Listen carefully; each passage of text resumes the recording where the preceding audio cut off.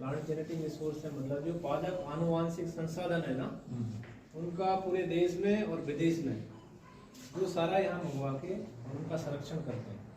जैसे आपने देखा होगा ना, पहले आपके ये जो पीली बाजरी, भूरी बाजरी, मूंछ वाली बाजरी, वो आजकल जैसे हाइब्रिड वेराइटीज आ गई हैं तो वो लुप्त हो गई है। तो हमारा मैंडेट वही है कि जो हमारे पुरानी जो प्रजातियां हैं, पुराने जो बीज हैं, उन सबको यहाँ संजोके रखना है। और यहाँ हम काफ़ी सारी एक्टिविटीज़ करते हैं। इसमें क्या करते हैं, सबसे पहले उसको कलेक्ट करके लाते हैं मटेरियल को, कि भाई कौन सा जर्मप्लाज्म किस इम्पोर्टेंस का है। वो साइंटिस्टों की एक टीम होती है, उसका पहले एक सर्वे होता है। वो साइंटिफिक एटीट्यूड पे होता है कि क्या चीज़ यहाँ मिस हो रही है जो हमारे इंडिया में है लेकिन हमारे पास नहीं है। तो कभी ऐसी कोई परिस्थिति आ जाती है, सपोज करो कहीं अर्थक्वेक आ गया, भूकंप, सुनामी, कुछ भी, एनीथिंग, प्राकृतिक कोई भी ऐसी आपदा है, तो वो हमारा जो संसाधन है उसको दोबारा रिहेबिलिट करना, पुनर्स्थापना करने के लिए उसको सजोए रखने का मेन काम है। तो यहाँ आप इस तरीके से देखेंगे कि जो आपकी बीज की वैरायटीज़ हैं, हमारे पास जो है मूंग, मोठ, बाजरा और गेहूँ 40,000, 1 2 3 4 नहीं है, वो 40,000 वैरायटीज़ हमारे पास हैं जो हम यहाँ MTS में संजो के रखे हुए हैं। MTS क्या है? बीज बैंक हो गए, बीज बैंक है। जैसे आपका बैंक होता है जहाँ आपको नोट्स मिलते हैं, पैसे की जरूरत होती है तो नोट मिलते हैं। ब्लड बैंक होता है तो जहाँ जरूरत पे ब्लड मिलता है। ये हमारा जीन बैंक है। तो जब कभी भी इस जीन को विलुप्त हो गया या कोई ऐसी प्रॉब्लम आ गई या किसी ब्रीडर को उस तरीके के बीज की जरूरत है, तो वो हम सारे कृषि विश्वविद्यालय या कृषि अनुसंधान, जो भी भारतीय कृषि अनुसंधान दिल्ली में है, और लेकिन ऐसी जो पौधे जिनके अंदर बीज ही नहीं होता है तो उनको कैसे बढ़ाएंगे? वो एक माली का ही उसमें रोल आता है। इसी चीज है, स्ट्रॉबेरी आ गया, केला आ गया, तो उनको बढ़ाओगे कैसे, कैसे मल्टीप्लाई करोगे? टिश्यू कल्चर हो गया, इनविट्रो कल्चर हो गया, उसका जो है या तो बड ले लिया या लीफ ले लिया या उसका स्टेम ले लिया, उसके द्वारा उसको मल्टीप्लाई करते हैं। तो जो मल्टीप्लाई करते हैं हम इनको एसेक्सुअल प्रोपगेशन में है। तो इसका जो मेन एडवांटेज होता है वो क्या होता है कि जो उसका आपका ट्रेट है, अगर आपको हमने एसेक्सुअली प्रोपगेट किया है, एसेक्सुअली या क्लोनल, जो आप चलो आपके ह्यूमन से रिलेटेड नहीं चले, उसका जो है क्या होता है, जो कॉन्स्टिट्यूशन होता है, जेनेटिक मेकअप, वो एकदम पेरेंट्स से मिलता है, आनुवंशिकता सेम रहेगी। तो उसमें जो है आपके हेट्रोजाइगोसिटी नहीं होगी, गुण चेंज नहीं होगा, सेम टोटिपोटेंसी होगी उसकी। इसलिए हम एसेक्सुअल प्रोपगेशन पे जाते हैं। एसेक्सुअल को हिंदी में क्या बोलेंगे? अलैंगिक जनन, लैंगिक अलैंगिक। तो उसमें क्या होगा कि जैसे ही आपके ये प्लांट्स हो गए, एक तो नंबर ऑफ प्लांट्स ज़्यादा बढ़ेंगे, स्पेस कम घेरेगा, उसके अंदर कोई वायरस का कैरियर नहीं होगा, क्योंकि सीड आपका कोई भी सॉइल बोर्न डिजीज ला सकता है।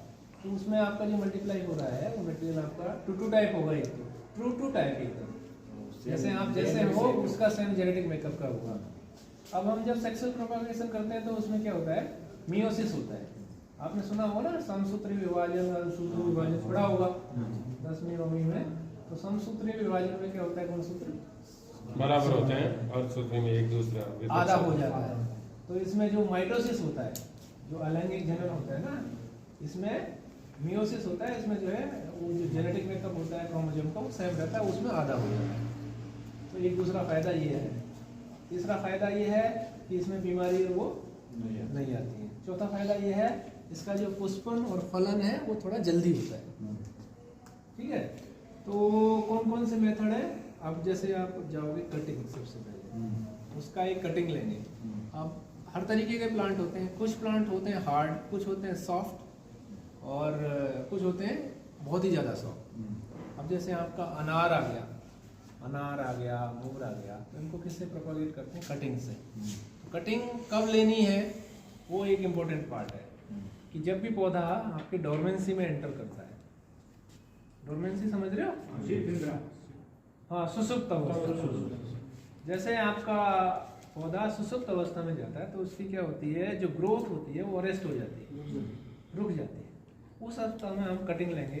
उस कटिंग लेने के बाद में उसको जो है दूसरे, जैसे इंडोल ब्यूटारिक एसिड होता है, जो ऑक्सिन्स, 5 तरीके के ग्रोथ रेगुलेटर्स होते हैं, auxin, cytokinin, gibberellin, ethylene and abscisic acid. इनकी जो फिजियोलॉजी होती है डिफरेंट होती है। जैसे अब आपको थोड़ा सा डीप साइंस में ले जाता हूँ मैं आपको। पौधे के लिए 17 एसेंशियल एलिमेंट्स चाहिए होते हैं। 17 तत्व। हाँ, calcium, magnesium, sulphur, potassium, manganese, boron, ये नाइट्रोजन, फास्फोरस, पोटास। बट इंसान के लिए 51 चाहिए होते हैं। 51 एसेंशियल पोषक तत्व चाहिए होते हैं जो ह्यूमन बॉडी के लिए एसेंशियल है। कुछ जो हमारे प्राइमरी होते हैं एमपी के, इस तरीके से बॉडी के लिए अलग अलग रिक्वायरमेंट होती है। तो उनका जो फिजियोलॉजी होती है, कोई ऐसा होता है कि उनमें हार्मोनल से इफेक्ट होते हैं। जैसे ऑक्सीजन का कुछ लेवल ज़्यादा जाएगा तो किसकी फ्लावरिंग, फ्रूटिंग सब डिफरेंट होती है। तो जहाँ हम ऑक्सीजन देंगे तो उसमें जो है रूट या तने से उसका जो है कैलस का प्रोलिफिकेशन बढ़ता है, तो वो फटाफट उसमें से ग्रोथ निकलती है। आपको 2 ग्राम के पेड़ से लेकर के, अभी 2 ग्राम वाला सीडलेस वाला लगाया नहीं, इतने छोटे से लेकर डिफरेंट साइज से का, वो 50 से 55 ग्राम तक वाला बेल भी हमारे फील्ड जीन बैंक में है, वो आप लाइव भी देख सकते हैं। ठीक है। अब आपका क्लस्टर बीन है, देखो ग्वार का डिफरेंट कलर का सीड है, इस तरीके की वैरायटी। ये सब डिस्प्ले के लिए है क्योंकि स्पेस कम है ना, तो कुछ स्पेसिमेन रखे हुए हैं। और जैसे चवला है, चवला का भी देखो कितना कलर की वेरिएशन है, कोई सफ़ेद है, कोई लाल है, कोई क्रीमी है, कोई ग्रेस कलर का है, कोई जैसा है, कोई जैसा है। तो ये ऑल इंडिया में जितना वेरिएबिलिटी है हर क्रॉप्स की, उसको यहाँ कंजर्व किया हुआ है। ऐसे बाजरा देखो, कोई मूछ वाला है, कोई ज़्यादा सीड का है, कोई कम है, कोई देसी। ये लंबे वाला ना, वही वेराइटी। ये नई वाली है। हाँ, ये वो क्या ये तो छोटा, इनसे बड़ा नहीं, इससे भी बड़ा है। हाँ, बड़ा। इससे भी बड़ा है, वो तो 1 मीटर वाला है। हाँ, 3 फीट का है। नहीं है 3 फीट का, 1 मीटर का है। क्या हो रहा है होली में क्या कर? अच्छा ये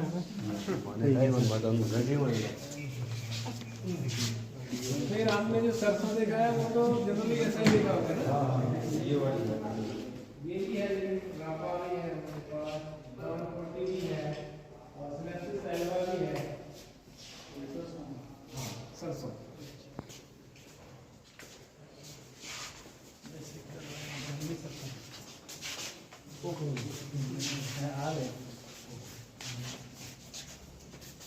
बाकी देखो जो डिस्प्ले है इसमें आप खुद सरसों कर सकते हैं, क्योंकि हर क्रॉप में ना डिफरेंट तरह की जो किसी न किसी चीज़ में डिफरेंट है, चाहे वो कलर में डिफरेंट है, चाहे वो यील्ड में डिफरेंस है, चाहे वो उसकी रोग रोधक क्षमता कम है, चाहे उसका पौधा छोटा है, मतलब हर तरीके से किसी न किसी चीज़ में डिफरेंट है उससे। तो ये आपको देखने को मिल रहा है। और इसमें एक चीज़ लिखी हुई है ना, EC। ये EC आपका क्या है कि ये एक्जोटिक, EC का मतलब है एक्जोटिक कलेक्शन, मतलब ये जो मटेरियल है एक्जोटिक मतलब विदेश से मंगवाया हुआ है। तो ये विदेशी प्रजाति, ये अगर हम नाम डालेंगे ना कंप्यूटर में तो फीडबैक में जो डाटा डॉक्यूमेंटेशन है, अच्छा, उसमें उसकी सारी इंफॉर्मेशन मिल जाएगी कि ये कहाँ से आया है, किस कंट्री का है, कब इसको भेजा गया है, किस क्या ट्रेड के लिए है, तो इससे सारी इंफॉर्मेशन इसको मिल जाती है। हाँ, इसके लिए क्या है कि आपको हमारे पास डॉक्यूमेंटेशन के लिए ऐप्स भी हैं, तो जैसे जीन बैंक या PGR ऐप लिखोगे ना, देख लो जीन बैंक या PGR, तो आपके अकॉर्डिंग यहाँ आसपास क्या चीज़ है, आप उसके प्ले स्टोर पे जाके इसको डाउनलोड कर लेना, जीन बैंक या PGR, तो उसमें सारी आपको चीज़ें मिल जाएंगी कि भैया आपके यहाँ से क्या मटेरियल है जो कलेक्ट किया हुआ है और वो उसका कंजर्वेशन में रहा है।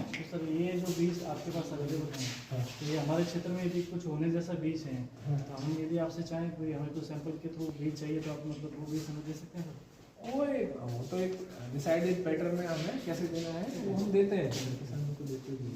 क्या प्रोजेक्ट के अंदर हम मल्टीप्लाई करके भी दे रहे हैं।